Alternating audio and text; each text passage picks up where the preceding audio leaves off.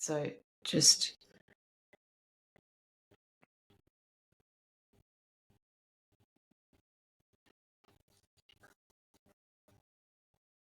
so we're not actually live. We're live on Riverside, but I'm waiting for the connection to go into LinkedIn. Here we go. Great. Okay. I can see a go live button. Are you ready? Ready.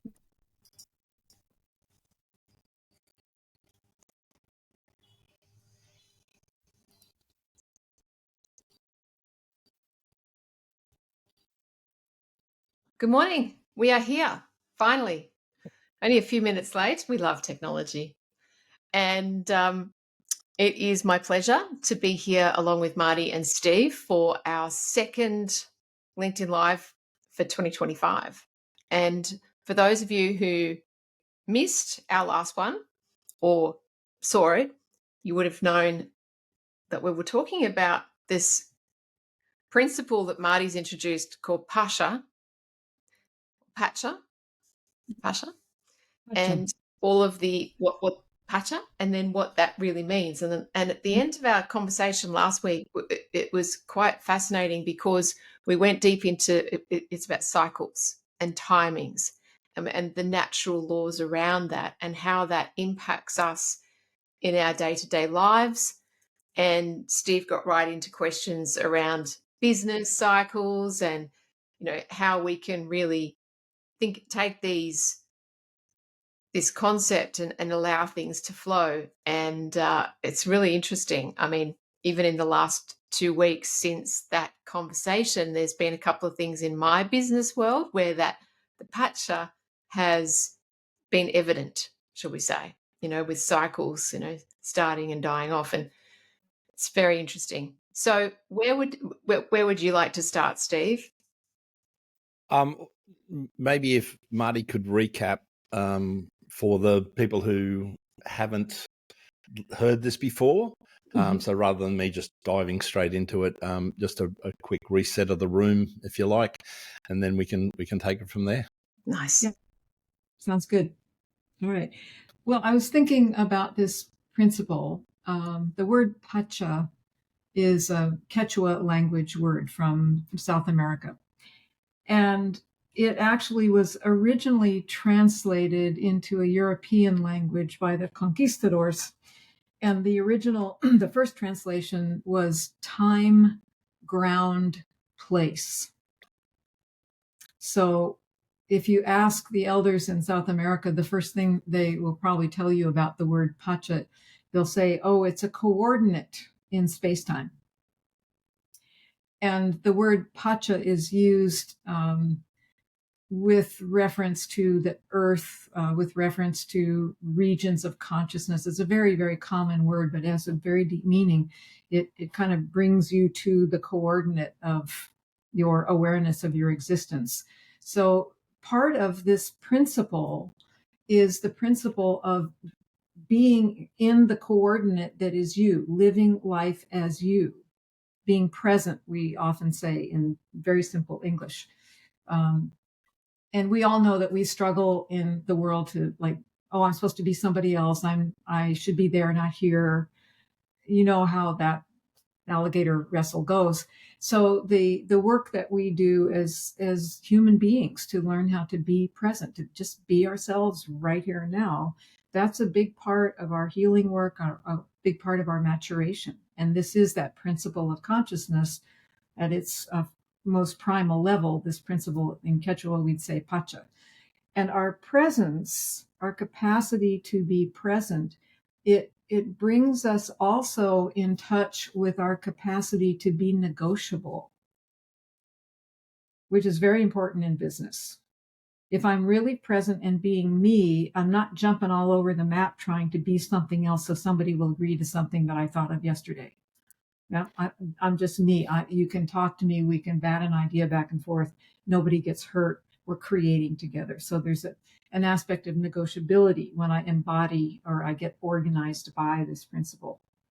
And as our negotiability grows, our fluidity grows, our our ability to flow through life, take it as it comes. There's a beautiful metaphor in a lot of original cultures that for a human, our life is a river, and we have to be that river. And the flow of that river cuts its own riverbed in the landscapes that we traverse in life.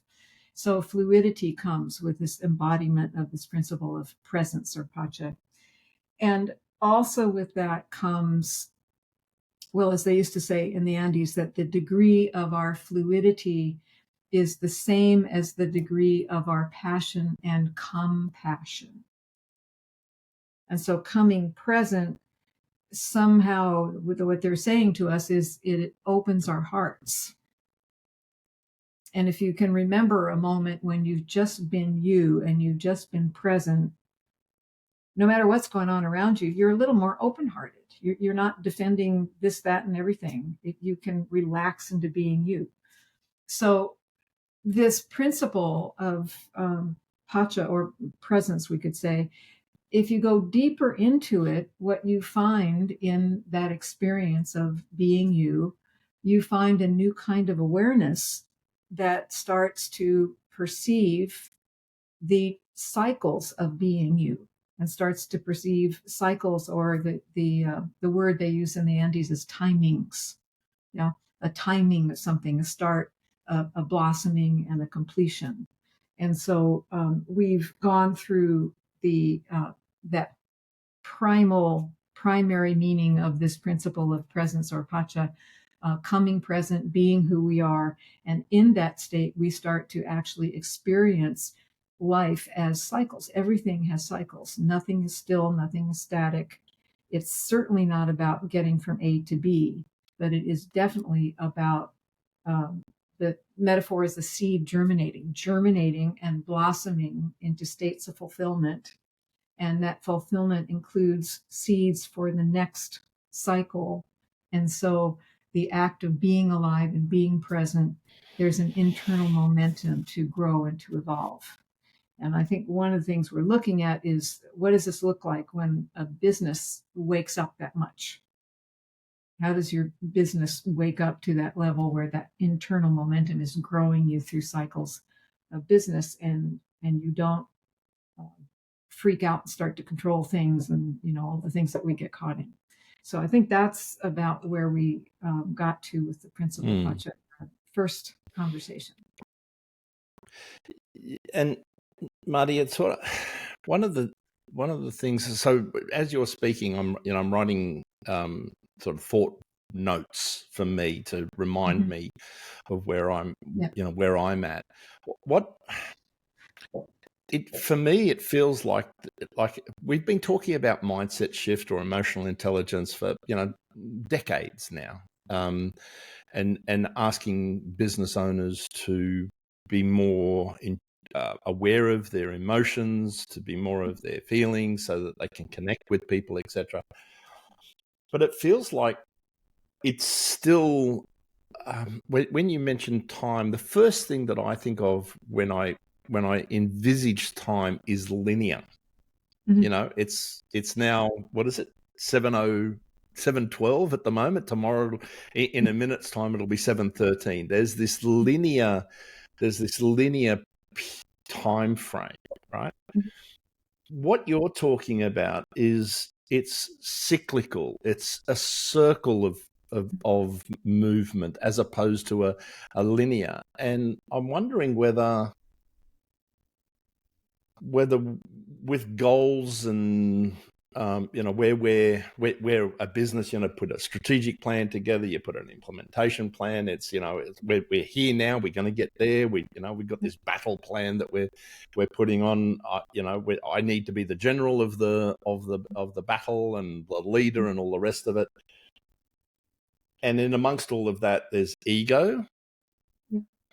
And we then have to perform. So we feel as though there's a performative nature in what we're doing, when in fact what I'm hearing from you is that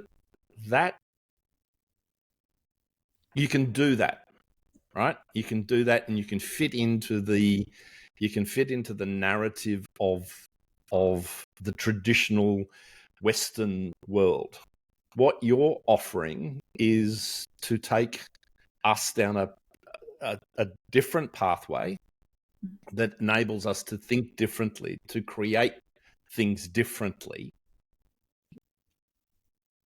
And how does that, what I feel, what I feel in the market is there's a resistance to this because it feels like it's different, Yeah. right? And it takes a brave person to jump into that space. So what can you offer Yeah. to someone like me who's sitting in there thinking that? Yeah. What can I do to shift that mindset? Yeah. Oh, you just hit the nail on the head, Steve. I love this. What you've described, the things that we do, the goals, get from here to there, all that stuff. This is it's a level. See if you can imagine this. It's a level or a dimension of consciousness where most people's awareness is operating.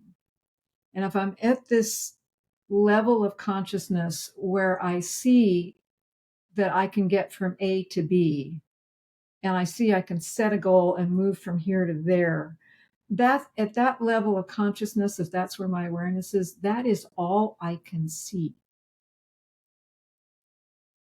And it's very pressured. And it cuts at our capacity to be present because I'm always supposed to be someplace else.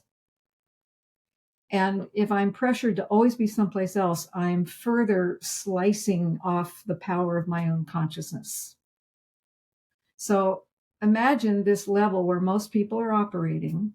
Also, there's the emotional intelligence. At this level of consciousness, we have our limbic system operating, which is an important part of our nervous system. The limbic system combines feeling and experience. So we have an emotional response to something. And we need to be aware of our responses to things. But if I'm stuck at this level, this linear level of consciousness, I'm aware of getting from A to B, and I'm aware of my responses to stuff, but I am not sufficiently aware to know what I'm actually responding to. So all the emotional intelligence stuff refers me back to myself, which is the ego dimension of consciousness. And the strategizing and the getting from here to there and am I good enough and all that stuff it refers me back to that lower limited level of consciousness. Now that part of us has a function, but if it's the only part of us that's working, we are in serious trouble. So what it's supposed to be is 100% consciousness. Imagine that, I don't know if this will help, but I always love this particular metaphor. Imagine that you live in flatland. You live in a world that has only two dimensions. There's length and width, but no height. And you walk around flatland. It feels pretty good because that's all you know. And so then imagine that a three-dimensional being comes along and says, oh, two-dimensional world, isn't that interesting? And this 3D being sticks its hand vertically into your sky and moves its fingers up and down like this. If you're in flatland, the only thing you will be able to perceive are 5 irregular ovals changing shape as the hand moves up and down. So instead of an entire being, an entire entity and shape and all the stuff you get in at least 3 dimensions, you don't get that if you're sitting at that 2-dimensional level of consciousness. Now, it's hard to break out of there because everything is being run by the ego structure and the limbic system. And they're geared to protect. And so they will set up defenses and they won't let new stuff in. It's complicated neurophysiology, but it's our history as organisms. And in order to relax the hold that the limbic fear circuit and the ego have on our being, we have to get our awareness out into the world. And this takes practice and it takes tolerating some discomfort. So you asked, how do I do it? We've talked a lot about very, very simple sensing exercises in nature, which is how Indigenous elders have always taught their children to connect to the world. A little practice goes a long way.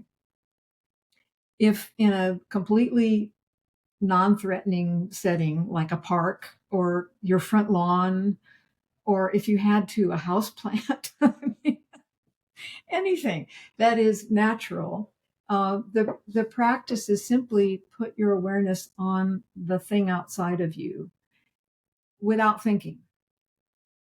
So you can't name it and think it and merge with it and anything. You have to simply experience its energy, its color, its shape, its texture, experience the changes that it goes through day to day, and keep doing that and keep doing that and keep doing that until you realize you're different. All you have to do is exercise the sensing capacity that you have as a human being. It's like a muscle. You have to exercise it until you realize it's strong and it shows you what it can do. It is truly that simple.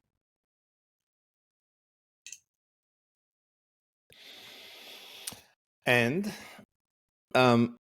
I'm the embodiment of that. So, I think it was might have been 6 or 8 months ago might have been the very first time we had something like this, or it might have even been as a precursor to these. And, you keep coming back to this simple principle that is, go out into nature, even if it's walking from your back door or your front door to your car, being able to stop in that one moment and just listen, feel the wind, look at the colors, all the rest of it. It sounds too simple. It's one of those, it can't be that simple for me to change my entire being simply by doing that one thing. And I have to say that, it gets deeper, right? Because obviously that it opens up the mind and it allows your consciousness to be aware. And then how do I then, once I'm in that space, how do I then process that? Because I'm a babe in the woods as far as this is concerned. Because I've spent 69 years growing up in the Western world, and 18 months in the ancient technology world, right? So it's interesting, but the reason for mentioning that is that if someone's listening to this and they think that I can't be that simple, it is that simple to be able to just go out in nature, pretty woman, take your shoes off, walk around in the park on the grass, and you get this revelation. It's like the movies are a wonderful insight in how we could live. So it's sort of now, it feels like it's flat Earth theory, So here we are. When you were talking about that metaphor of living on the plains, like everybody believed there was a flat Earth until someone actually circumnavigated. They started off in the west and they came around to the east, and they said, "How did you do that?" Right? So that whole premise then leads into so.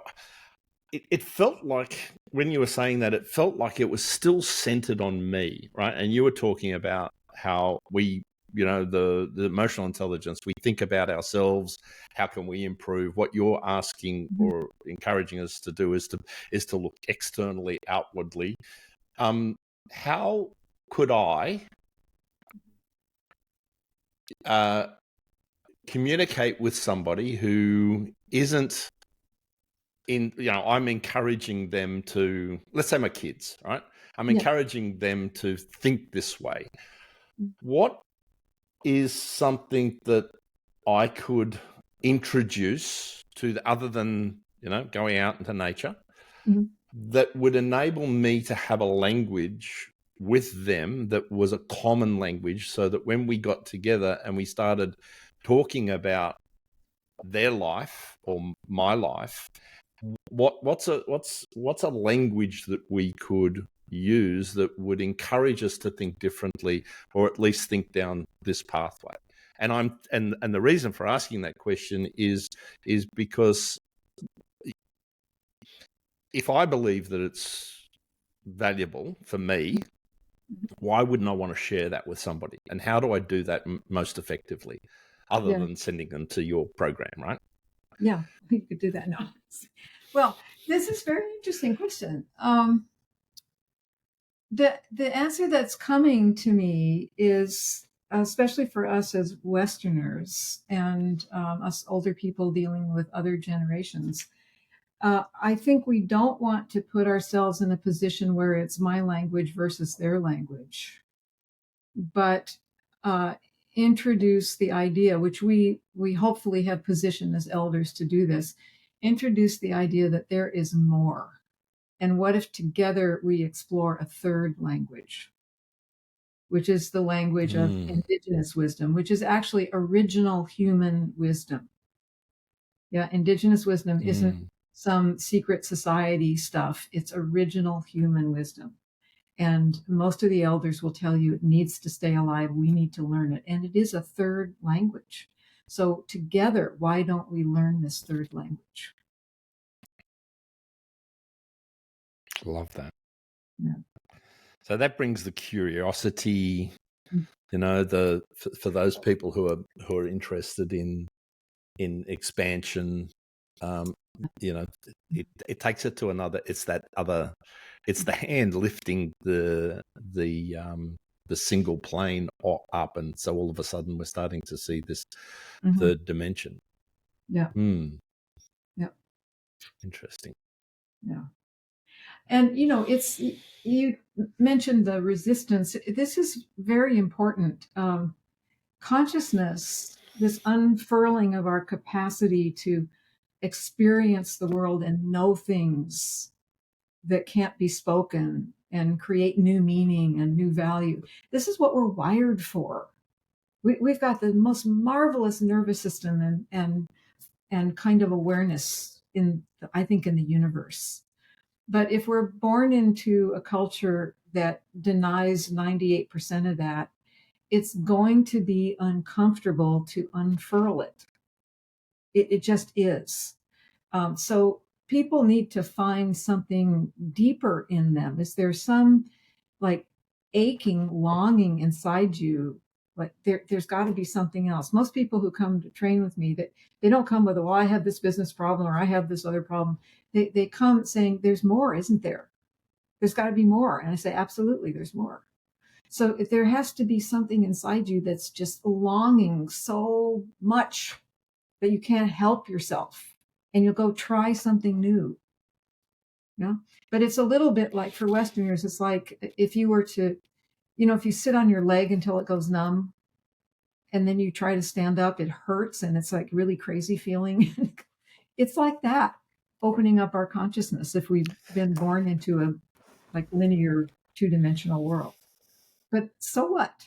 You know, I mean, the opportunity to become your own best innovator and your own best genius and your own best systems designer, and I mean, and to unfurl your heart to experiences that are just indescribable and wonderful. Why wouldn't you take the risk of some discomfort? Plus, you get to know yourself.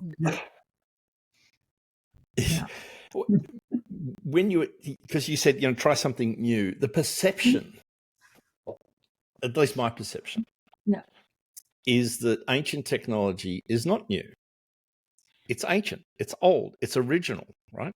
It's timeless. And what we're living through at the moment is this expansion into AI, right? So, like, if you would have to be living under a rock or in some village somewhere in the middle of the nowhere, not to be or know about AI. And everybody, like, there's this frothing of the mouth of going down this because it's exciting and new, and it's going to be the next, you know, if you're not in it, if you're not jumping into that river, you will be left behind. I'm not suggesting that you don't, you know, that you're denying it. But but the frothing of the mouth is because it is new, it is exciting, it is generative, it is, it's going to take us to another level or another layer, which is unknown, right? Yet people are excited about that. Yeah. And on the other hand, we have this beautiful unknown language, concept, belief system, which is ancient. Yeah, I think and to me, it's like it's not ancient. It is not ancient. This is my point. Yeah. Here, let me say this. You got me all hot under the collar here. The difference, I love this. One of the differences is that AI is something we made. It's a new toy that we made. The technologies of consciousness we are made of. Right. And I would say for people who are resistant to exploring what they're made of, one of these really simple early beginning training exercises would put them into completely new territory. It is not ancient. It is right here and now. So it's a perception. It's a perception of things. Terrible perception. As opposed to reality. Yeah. Plus, it's really good to remember that the original meaning of our English language word technology, it doesn't mean a gadget. The original meaning is a body of knowledge.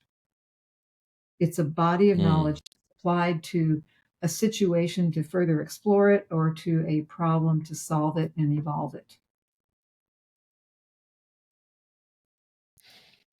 We've just adapted that to this 21st century in that technology is digitization. So we've used both to describe what we believe is digitization. Yeah, we do that a lot with language. Nice. The word mythos used to be the story of the people, and now it's a false story.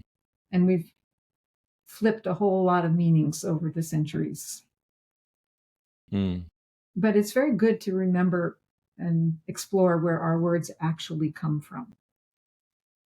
Plus, you want to sometime maybe just play in your imagination with the fact that humans, up until modern times, humans have done extraordinary things with these technologies of consciousness. Now, why would humans stay with them? Why would they depend on these technologies and the embodiment of these principles for their well-being, for the health of their entire civilization? Right? Humans, organisms in nature don't stay with stuff that doesn't work. But we've developed a cultural identity that cuts us off from nature. And so we've lost the wisdom, we've lost the capacity. We went inward, so we got stuck on our egos and our limbic systems. We got stuck in linear processing. And here we are. And I don't think AI is going to help us any.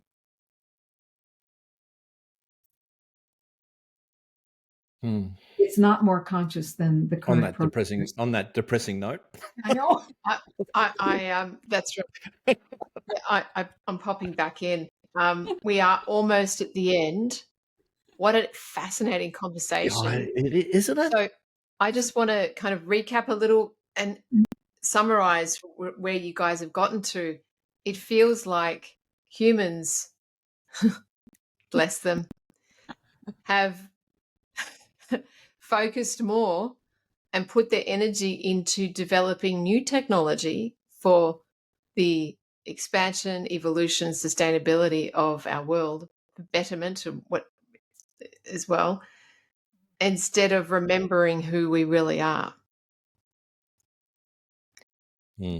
And maybe that's because no one was there to tell them. They've been born into a world that's just been all about expansion, the future, creating the new, instead of the wise elders sitting there passing on the knowledge about how they can create the new through these technologies that you talk about, Marti? Yeah. I'm going to pull on a thread, but I'm aware that we are, in terms of the LinkedIn broadcast. Yep, we are. We're thank you very much for listening. Yes. We are about to go into the private room where Yep. Marti and I. So I'm going to pull on a thread, but if you want to hear what that thread is, please come along and join the 6-Star Business community. You'll get access to that through here. That's my announcer's plug. Thank you. And it's free. It's free. You can join for free, and you get access to all this bonus backstage content. So we're going to end it there. Thank you for joining us on LinkedIn. And we'll be back in 2 weeks to continue with the next topic. Thanks.